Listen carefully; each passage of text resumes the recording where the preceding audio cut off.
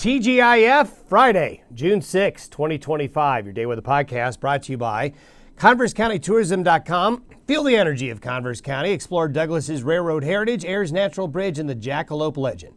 Glen Rock boasts scenic trails, dinosaur history, and small town charm. Plan your visit at ConverseCountyTourism.com. As we roll through this Friday and head into the weekend, there is going to be a weather shift for a lot of you. For folks who have had a lot of gray skies and coolness and a lot of wetness really since late this past Sunday up through today, over the weekend, you're going to feel some of the drier, warmer weather that some folks in the northern Rockies and areas west of the Divide have felt really all week. But we will be looking at more cloud buildup like you see in the photo there today. And we're going to see showers and thunderstorms for a good part of Wyoming, Colorado, a good part of Nebraska. The states listed there are going to still be under this area of low pressure, upslope, and deep moisture. That's going to really fuel showers and thunderstorms and severe weather again. We had severe weather yesterday, especially for folks in the South Platte Valley of northeastern Colorado, with some hail and some heavy rain. Drier and warmer air is going to be in the northern and western areas, and that's what's going to expand. And as that expands, that will allow temperatures to warm up for everywhere this weekend and into early next week. It's also going to lower the thunderstorm threat, although the thunderstorm threat is going to kind of get consolidated down into the southern Rockies and southern plains. Dirty high pressure next week. That's that high pressure ridge where it's a high pressure system, but stuff still gets through.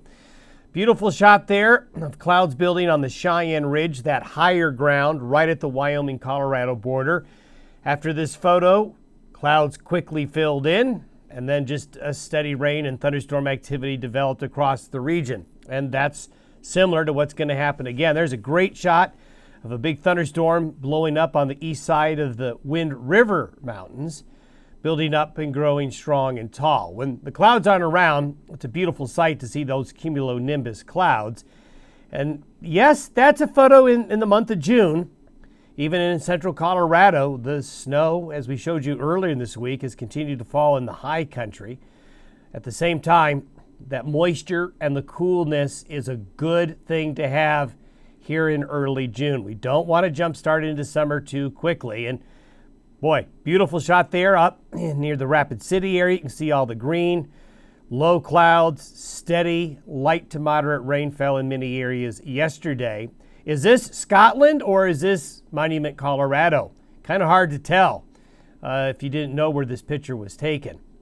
And all of the rain, all the precipitation over the last 6 to 8 weeks has led to, look at that grass, happy cows. Now, if we had a photo from this same location about, 10 weeks ago, it would have looked a lot different. But along the North Platte Valley there in the Panhandle of Nebraska, the rain has come back in spades. One reason is this trough of low pressure. I know the satellite photo, I have changed it. It has looked the same just about every day this week. It's been clear out here, but we've had this persistent cloudiness and moisture here over the central Rockies and the central and southern high plains, and it will be again today. So you can see there's an upper level system right there, another little system holding back right here, and the broad trough has just been hanging around all week. So as you could surmise, with the deep moisture in place, we're going to see showers and thunderstorms, especially in the dark green and blue areas. Now we have this area of dryness, and if you're in this brown area, you've had sunshine, you've had warm, summer-like weather conditions.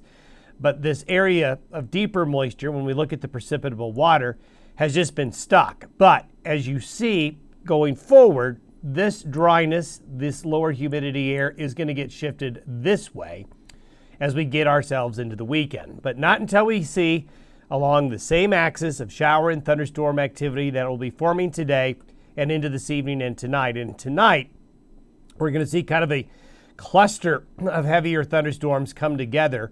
This ends at 6 p.m. Mountain Time. So these showers and thunderstorms here after 6 p.m. will kind of consolidate and come into here.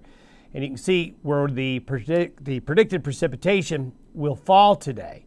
So you can see up here in these northern and western areas underneath the dryness, Where that moisture is more concentrated is where the heavier showers and thunderstorms will be through tomorrow morning.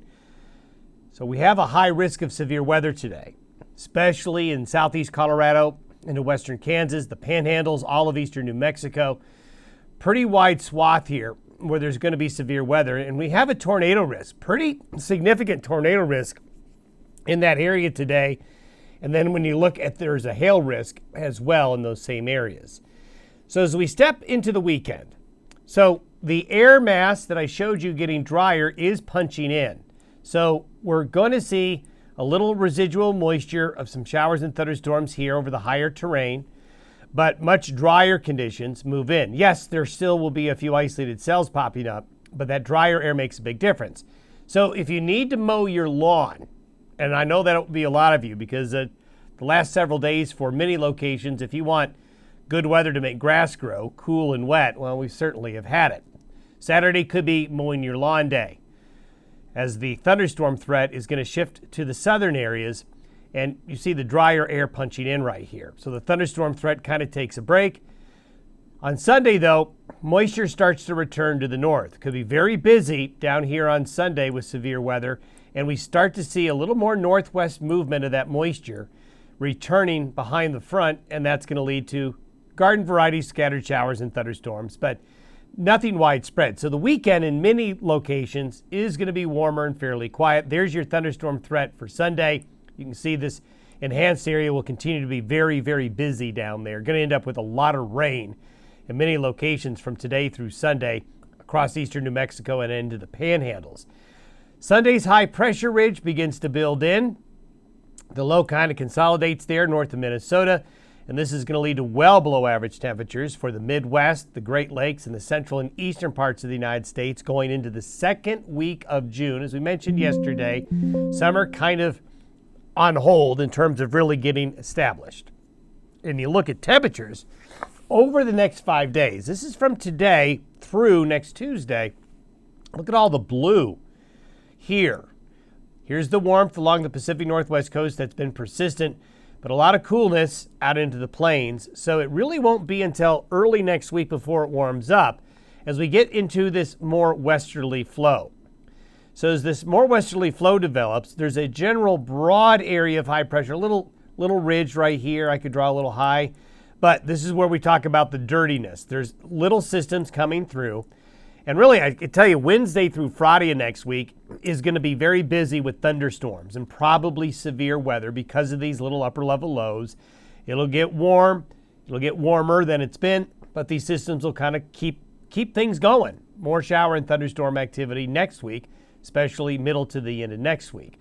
When we look at the temperatures, it's really Tuesday and Wednesday when we get a punch of this warmer air further east. It has to kind of come up over the top and into the northern and central high plains.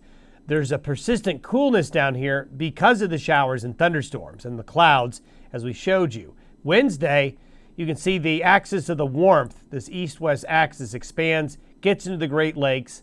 Coolness, relatively speaking, still is bottled up over the far south, but you can see the warmer weather finally spreads a little bit further into the west. So it will be warmer next week as this warmer air begins to push on through, but certainly nothing record-breaking. Have yourself a good weekend. We'll see you on Monday.